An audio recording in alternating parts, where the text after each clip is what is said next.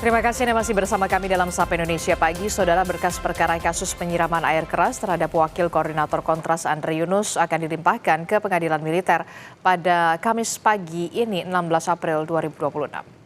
Pelimpahan dilakukan setelah Auditor Militer Jakarta meneliti berkas hingga dinyatakan lengkap secara formil dan material. Lewat pelimpahan itu, nantinya kasus Andre Yunus akan didaftarkan ke pengadilan untuk segera disidang. Sebelumnya, Andre Yunus jadi korban penyiraman air keras pada Kamis malam 12 Maret lalu. Dalam kasus ini, Puspom TNI menetapkan ada 4 orang tersangka.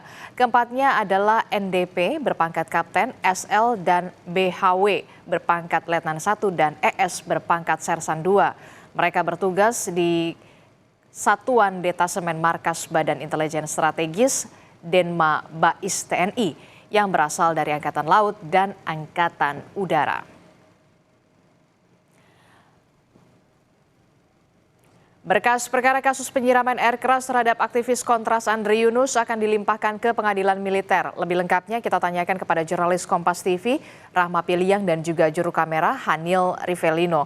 Rahma, usai pelimpahan berkas, apakah sudah diketahui jadwal kapan sidang perdana kasus penyiraman air keras terhadap aktivis Kontras Andre Yunus akan segera digelar?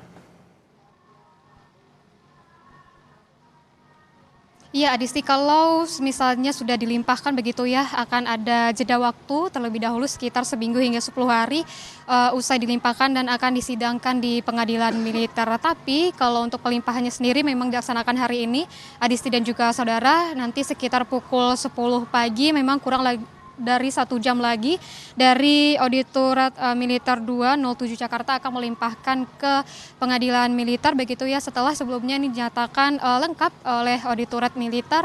Dan kalau kita melihat begitu ya, di sini juga saudara, sebelumnya juga dari Selasa kemarin dari Puspom TNI juga telah memeriksa berkas perkara 4 tersangka dan juga melimpahkannya kepada Auditorat Militer 207 Jakarta begitu, dan nantinya akan dilimpahkan. Kalau kita ketahui di sini juga saudara, setelah dilimpahkan ke Pengadilan Militer nantinya akan ada pengecekan terlebih dahulu begitu ya, pengecekan dari formil dan materialnya. Setelah pengecekan formil dan materialnya, administrasi dilakukan, lalu nanti akan penunjukan hakim juga dan juga pihak-pihak yang akan terlibat dalam persidangan, lalu akan memanggil para pihak juga. Adis dan juga saudara, jika semuanya ini sudah selesai dilakukan, prosesnya sudah selesai begitu, maka akan dilaksanakan persidangan. Biasanya ini untuk prosesnya sekitar seminggu hingga 10 hari, bisa saja untuk sidang dilakukan minggu depan atau minggu depannya lagi, akhir dari April 2026. Kalau kita melihat di sini juga saudara, ada 4 tersangka yang ditetapkan dalam kasus penyiraman air keras kepada Andre Yunus, yaitu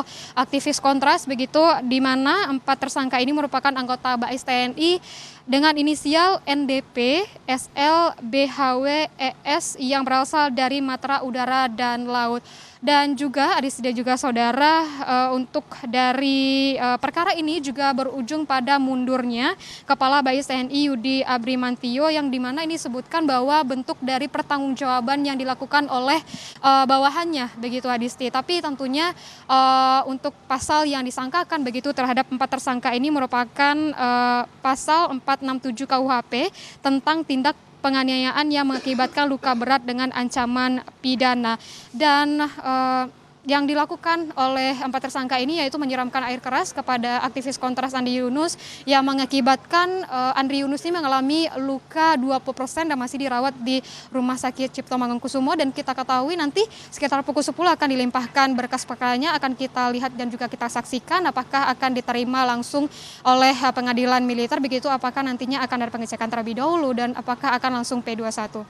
Adisti. Oke, jam 10 nanti kita akan kawal bagaimana berkas Andre Yunus ini akan dilimpahkan ke Pengadilan Militer, dan diharapkan bahwa akhir bulan April ini 4 orang tersangka penyiram air keras terhadap Andre Yunus ini bisa segera disidangkan. Terima kasih informasinya jurnalis Kompas TV, Rahmawati Piliang dan juga juru kamera Hanil Rivelino melaporkan langsung. Terima kasih, selamat bertugas kembali Rahma.